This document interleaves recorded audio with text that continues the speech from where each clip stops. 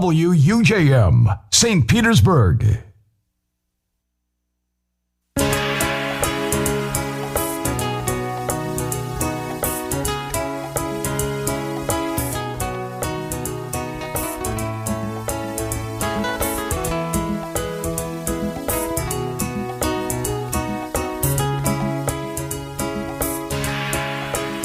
Good evening, everyone. Welcome to the Doctors in the House Health Show on 99.1 FM, WUJM, St. Petersburg Community Radio. We have an excellent program for you tonight. Please stay tuned. Welcome to the Doctors in the House Show. I'm Dr. Morency, your host, and it's a pleasure for me to be here with you again tonight. We have a very interesting show. And since I probably expect some audience participation, because you may want to ask some questions after you hear this, please call us at 727-637-2416. So the topic tonight, it's going to be, is your mind working for you or against you? And probably going to be the topic for the next couple of weeks, because it's a very, very long subject, and we like for you to get something out of this. That's why I said, if you have any question, any doubt at all, any comment while we're doing the show, just call us at 637-2416. So I have those couple of questions for you just to make you in tune with what we're going to do tonight. Okay? Here's the first question. Do your thoughts sometimes make you feel bad? Do you get stuck thinking the same thought over and over? Do you believe every thought you have is true? Do you believe that your life is a disaster? And do you blame yourself and others for things that don't go right? And lastly, do you have trouble with your relationship? Now, let's give you a clue. So if you have answered yes to any of these questions, this show is definitely for you. Okay? What happened is we have what we call those thought distortions. You know, every one of us, once in a while. Okay? But when those thoughts become a persistent problem, and sometimes leading to anxiety and depression, that's the ultimate end, or for most commonly some despair and suffering, it may well be that your mind may be working against you. And it may be time to be doing something before your life becomes dysfunctional, or worse, your life follows the path toward mental health issue. Just to be clear, those thought distortion, or most applicably termed in the lay term, automatic negative thoughts, are simply irrational thoughts and beliefs that we unknowingly trust and reinforce over time.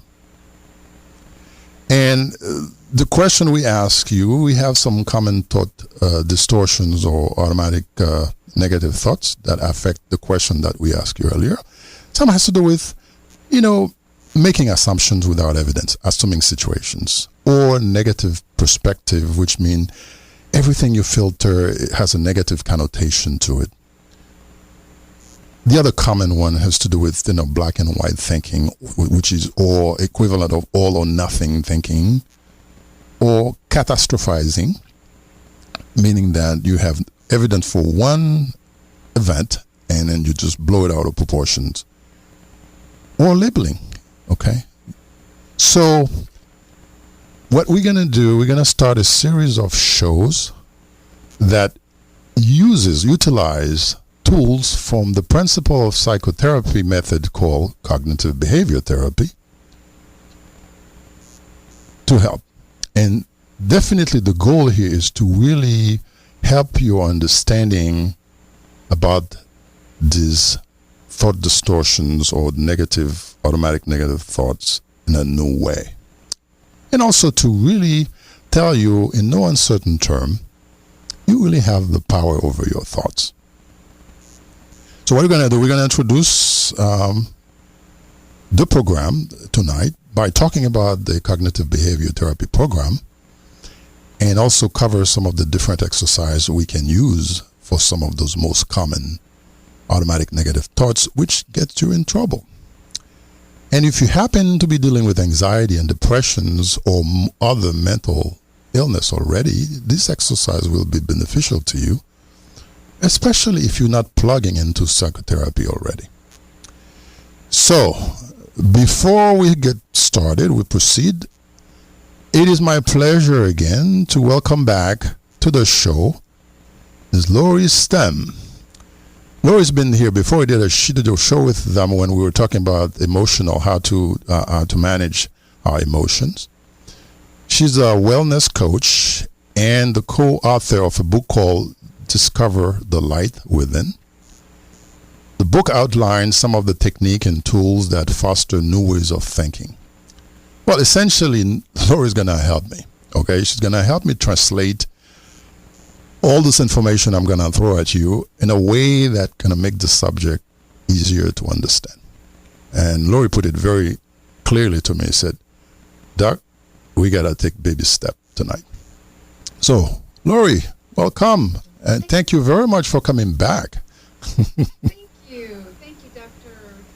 Morency. I am excited to share some easy and simple ways to implement some new ways of thinking to help your audience feel more peace of mind and some joy in their lives. Well, that's the plan, because I can talk as much as I want, but if at the end of the show people don't get something concrete out of it, then it's like, God, that's an exercise of intellect. Okay, has to be practical, and because this, it's not a complicated subject, but it's a habit you have to break. The habit of thinking is also very important. So let me talk about a little bit, and you can stop me in to ask questions yourself and jump in. We're going to talk about cognitive behavior therapy, or CBT. This is the most widely used and researched treatment of depression, anxiety, and now other mental illness in the world.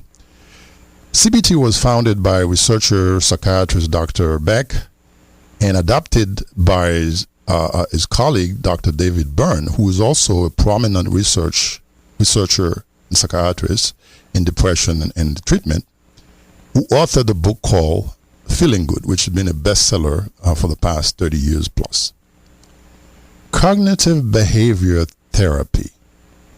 Cognition actually means your thoughts, your way of looking at things, your perception, your mental attitude, and your belief. That's what cognitive is. It's a whole package, is how you see things.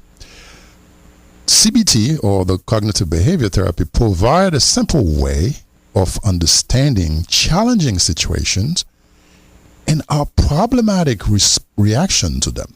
Because sometimes it's not the situation that caused the stress, it's our interpretation and our thought. So cognitive behavior therapy and the exercise therapy emphasize three main components implicated with a psychological problem. Number one are the thoughts. Number two are the emotion. Number three, the behavior, the emotions or feeling. So by breaking down those difficult feelings into those three component parts, it becomes very clear where and how we're going to intervene when such an issue arises. If a particular negative thought seems to be causing a chain of reactions or negative emotions and behavior, the best solution may be to re-examine that thought. By the same token, if the behavior pattern seems responsible for the feeling, it's likely if we adopt a new behavior response to the situation that would be helpful. And very often, all the three components are interwoven, which link throughout the difficult problem and feeling. So cognitive behavioral exercises are designed to intervene on all those three components simultaneously together.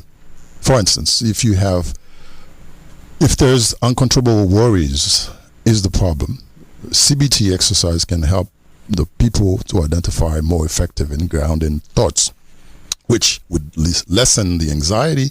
But in turn, if the anxiety is reduced, it makes it very easier to engage in skillful behavior to actively address the problem or situations. So, let me reintroduce Laurie again, because I think there was a problem with the mic. Laurie. Hello. Welcome.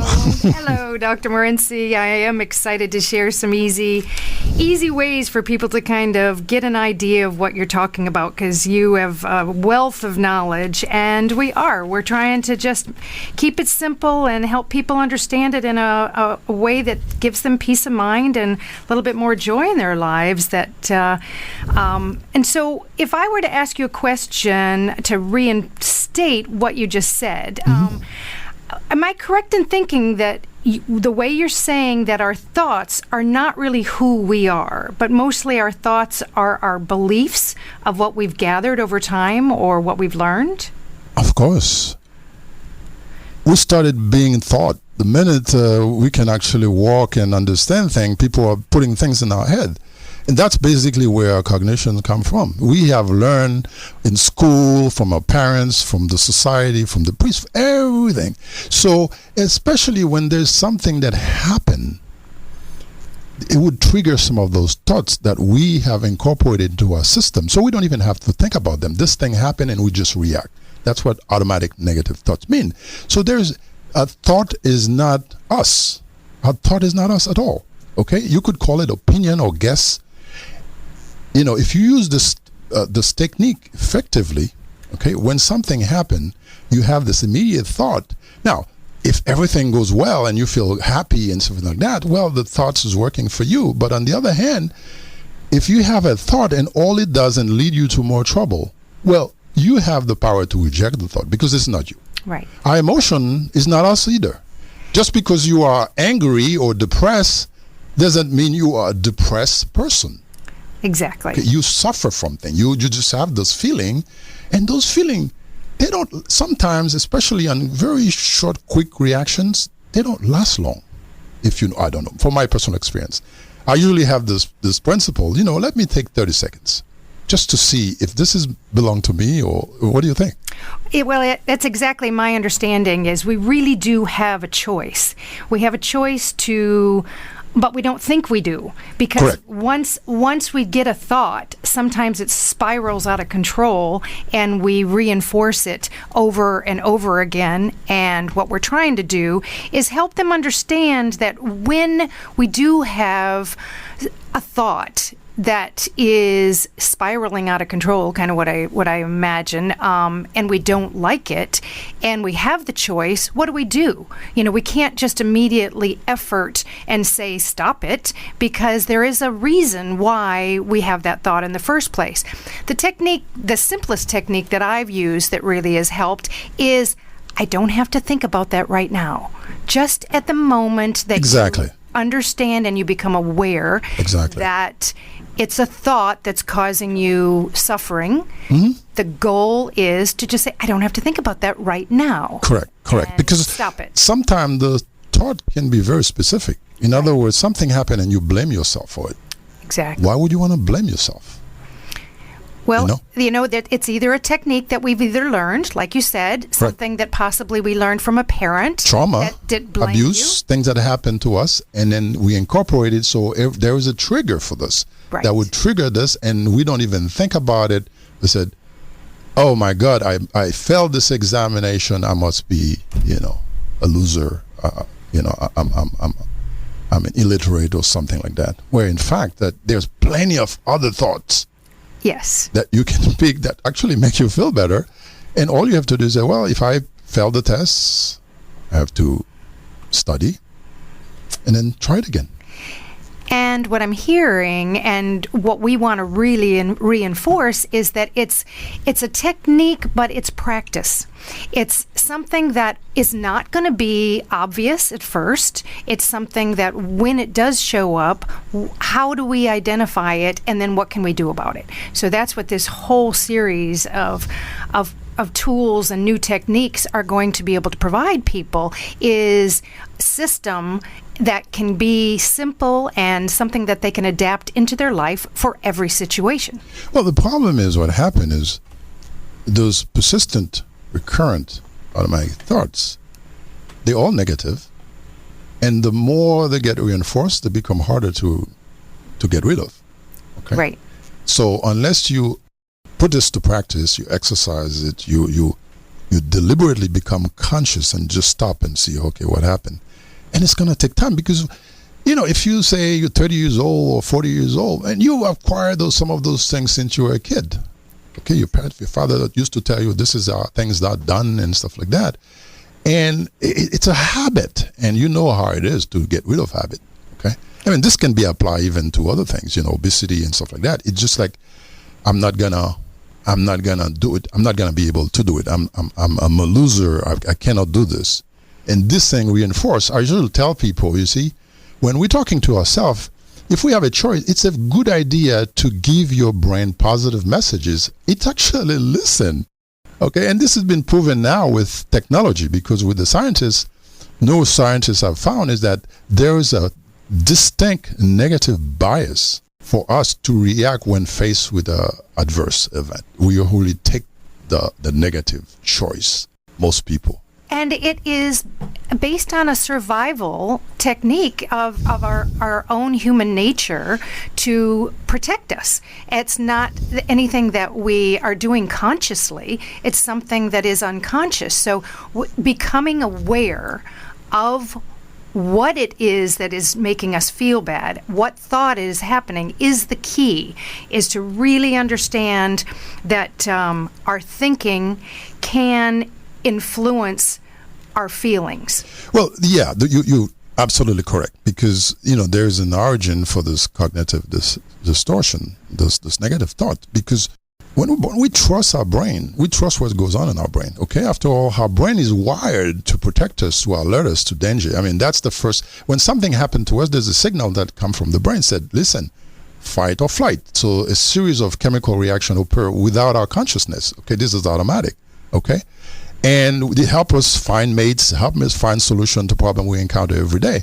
Now, the surprising thing is, between our learning process, the brain can also create faulty connections. Okay, and because the brain are predisposed to look at connections and between thoughts and idea and actions and consequences, whether they're connected or not, we can form those connections. I mean, this happened also, especially in criminal justice case. Somebody say, well, I see this person at the time that the robbery occur, and they can make a connection there without having any evidence.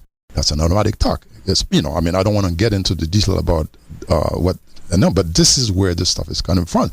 And it's very easy for the brain to connect two events or thoughts that occur around the same time when there's absolutely no ties between them. And that's where this stuff comes in. So the bottom line is, all those cognitive distortions or negative automatic thoughts are tendencies and pattern of thinking or believing that are false or inaccurate and have the potential to cause psychological problem. All right. So you were thinking about a little bit of exercise you wanted to show people. Let's just stop for just a second. Okay. and think about what we're thinking right now. What are you thinking right now, you, all of us in the audience? Be aware of what we're thinking, and the best technique is to start being curious. Ask yourself a couple questions and, question your thought and where is it coming from. This is the very, very first technique to be able to get yourself out of a spiral or a false, inaccurate pattern. So ask yourself, is this thought making me feel good or bad? Is this thought true? At first, it does seem like it's true. But is it really true? How can we be true? How can we be sure? Is it a warning? Is it something your parent believed and you now believe automatically? Just be aware right now that you have the ability to question it, be curious about it, and possibly then change it. Correct. And let me give you a couple of examples, practical, of those faulty connections clinically.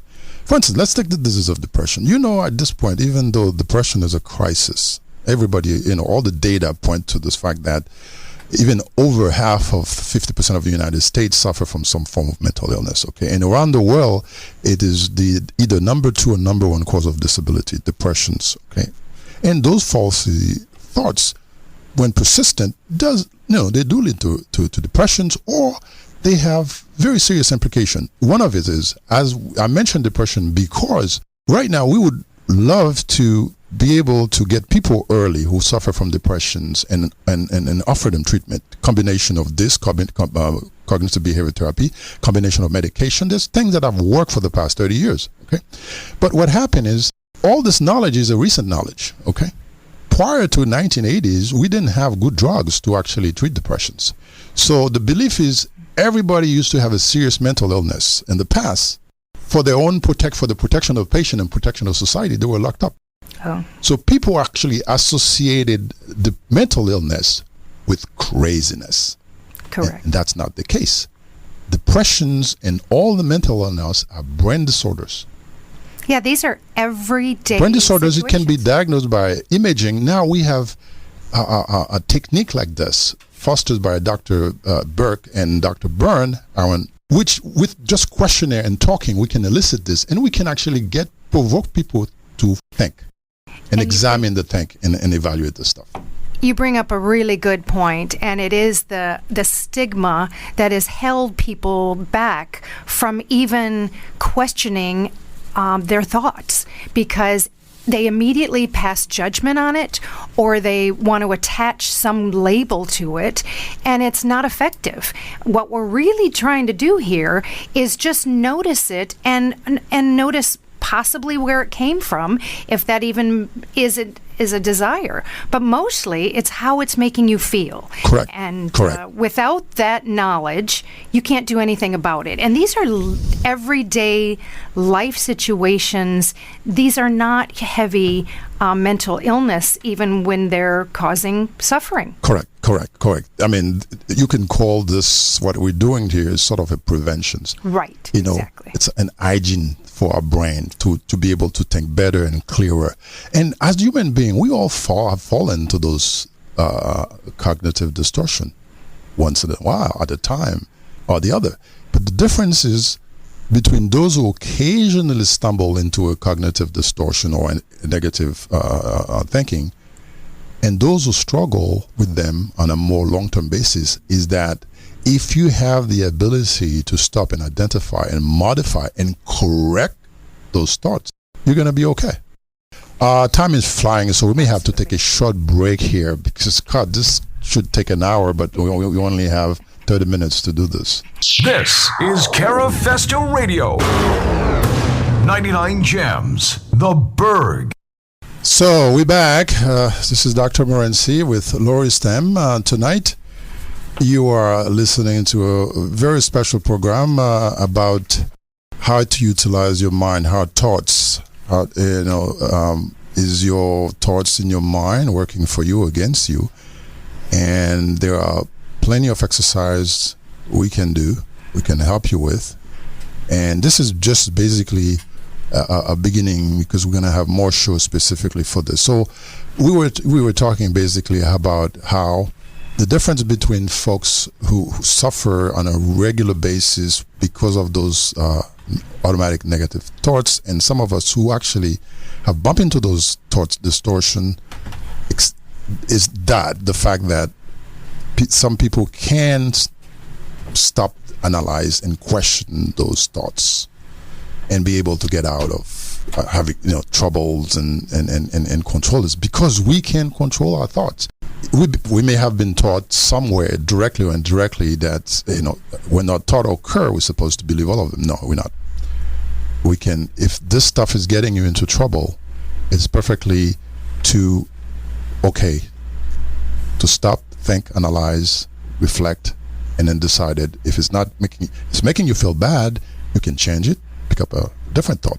So you were going to having some exercise, Laurie, sure, to try. So let's try this for the last. Yeah, why don't we give them a quick little taste of something that they can be doing even this week, and then they can even respond how it is affecting them. Because to begin, we really want to be aware of our thoughts and how it's affecting us emotionally. So to begin, start with 3 deep breaths. Everybody take a deep breath.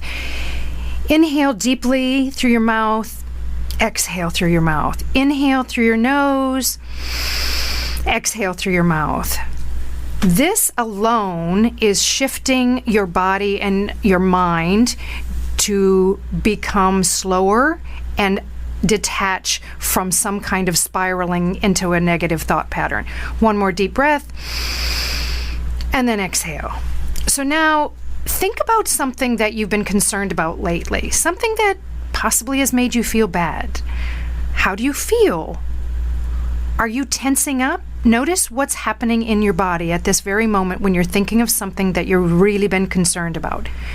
Do you start getting angry? Stop right here and notice what is happening inside your body, just with that thought alone.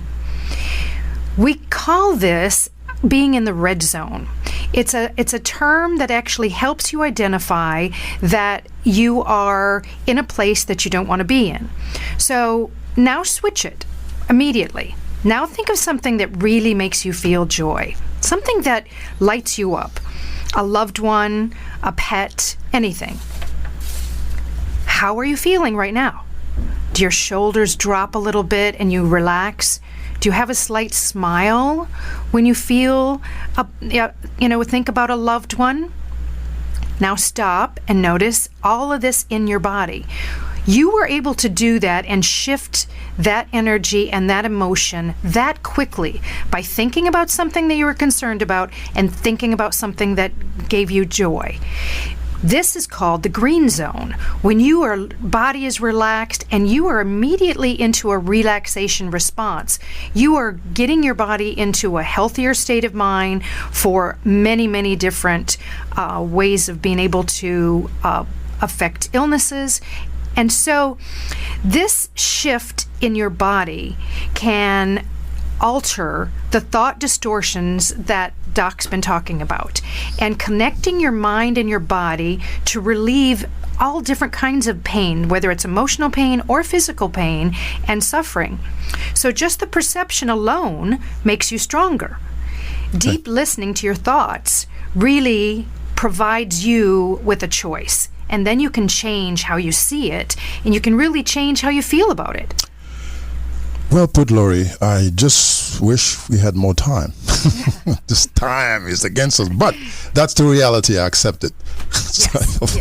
So remember, this is not about efforting it or trying. No. This is a whole life. This is a change. Okay. This is about noticing and having fun with it and practicing it. Okay. So we're gonna have to kind of summarize here. Let's give you some take-home message. This is the first of a series of show we're gonna have about the mind and the thoughts that negatively affect our emotion and behavior, which can lead to a great deal of pain and suffering and mental impairment. Okay, so we discussed today the method of cognitive behavior therapy, which is one of the most common treatment modality for treating depression, anxiety, and other mental illness.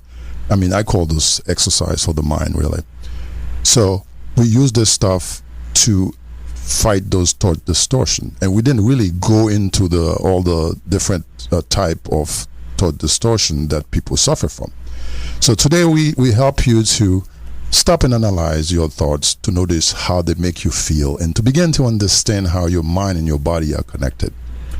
So the message is your thoughts matters, but they're not fixed. You own them. You have the power to change them if they're not serving you. So whenever you have to make those difficult decisions, think first and see, is this my thought or somebody else? I had to do that at some point. So in the next show, we're gonna discuss some of those other common thought distortions or the negative, automatic negative thoughts. Whether it's all or nothing, people overgeneralize, negative mental filter, disqualifying the positive, to name a few. And then we will also walk you through a way to identify them and then teach you how to actually deal with them. Now, I know the holiday season is fast approaching, and this is also a time where a lot of people, just because of the way society is structured, may not necessarily feel happy and bubbly, and sometimes they have a hard time coping. So we'll have some strategy how to really deal with this as well. I Thank you very much for your attention. Please, if you have question and concern or comment, feedback, call. You can call and leave the message for us when we come back next time with the next show. The number is 727-637-2416. We appreciate your support. Thank you. Thank you. Thank you, Laurie. Thank you, Doc. Look forward to working with you and giving your audience a few more fun tips as we go along. You got the bag of tools, so I will welcome your help anytime. Great. This is Cara Festo Radio. 99 Gems, The Berg.